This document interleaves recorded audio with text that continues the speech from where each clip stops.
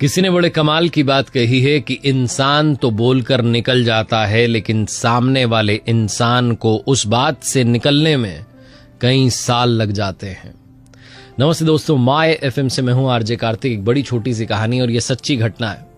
TN Seshan साहब, जो कि हमारे देश के मुख्य चुनाव आयुक्त रहे, उन्होंने अपनी आत्मकथा में लिखा था कि एक बार मैं मसूरी छुट्टियां मनाने के लिए जा रहा था अपने परिवार के साथ में, और उत्तर प्रदेश से होकर के हम निकल रहे थे।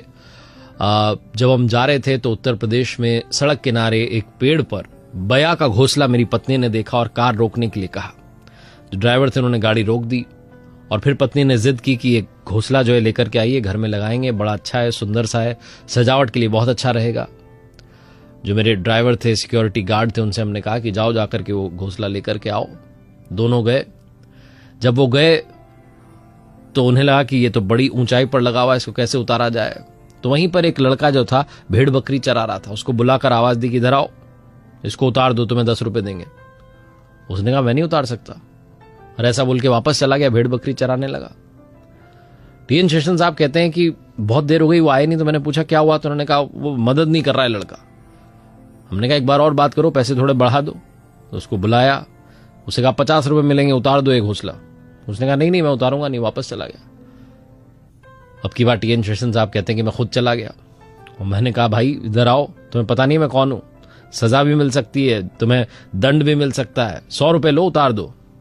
उस लड़के ने कहा आप चाहे जो कर लो, मैं ये घोंसला नहीं उतारूंगा। वो लड़का अपने काम में मशगूल था। फिर हमने कहा अपने सिक्योरिटी गार्ड से और ड्राइवर से कि एक बार बुलाकर लाओ, थोड़ी सी बात करनी है उससे। उस लड़के को बुलाकर लाए तो इन्होंने पूछा कि क्यों नहीं उतार रहे हो तुम घोंसला, चक्कर क्या है, ये पेड़ तुम्हारा है, ये जगह तुम्हारी है, दिक्कत क्या है। उस बच्चे ने जो कहा वो सुनिएगा। उसने कहा कि साहब मैं घोंसला नहीं उतार सकता, चाहे आप मुझे 1000 रुपए दे दें, क्योंकि इस घोंसले में चिड़िया के बच्चे हैं और शाम में वो चिड़िया जब लौट कर आएगी और अपने बच्चों को नहीं पाएगी तो उस पर क्या बीतेगी।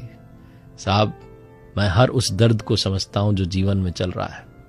टीएन शेषन साहब कहते हैं कि मैं आईएएस बन गया, इतना बड़ा पद मुझे मिल गया, जीवन की हर चीज मिल गई, सुख सुविधाएं मिल गई, लेकिन उस रात को घर जाकर के सोचता रहा कि मैंने कितना बड़ा पाप करने की तैयारी कर ली थी।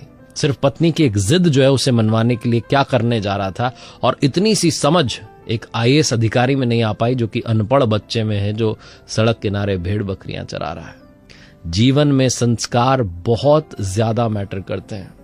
आप चाहे जितनी पढ़ाई कर लें, चाहे जितने बड़े पद पर चले जाएं, चाहे जितने अमीर बन जाएं, अगर आपके अंदर वो मानवता का गुण नहीं है, वो सोच नहीं है, वो दृष्टि नहीं है, तो आपके जीवन में बहुत सारी कमियां रह जाती हैं। इसीलिए मैंने कहा कि इंसान तो बोलकर चला जाता है और सामने वाले को उससे निकलने में कई साल लग जाते हैं। इसलिए वाणी से आप किसी को कोई चोट ना पहुंचाए, आपके एक्शन से किसी को चोट ना पहुंचे, आपके व्यवहार से किसी को चोट ना पहुंचे, ये ध्यान रखिएगा और ह्यूमैनिटी को अपने अंदर जगा कर रखिएगा।